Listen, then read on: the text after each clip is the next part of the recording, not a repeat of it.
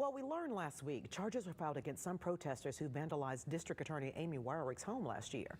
Political analyst Otis Sanford says this case highlights how far is too far for protesters. It's his point of view tonight. It's not every day that misdemeanor charges of vandalism and disorderly conduct become headline news. But these charges are not ordinary.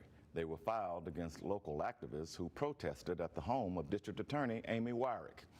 You might recall that last July 4th, some 40 protesters showed up in the front yard of Wyrick's East Memphis home. But rather than peacefully protest, activists burned American flags that were lined along the driveway and set off fireworks in Wyrick's yard. Now we learn that 4 protesters were indicted on the misdemeanor charges in November and were arrested within the past week.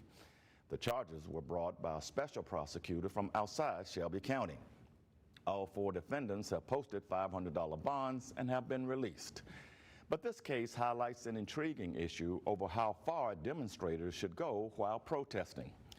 Wyrick insists the protest at her home crossed an unacceptable line. Activists argue the charges amount to retaliation. Here's what I say.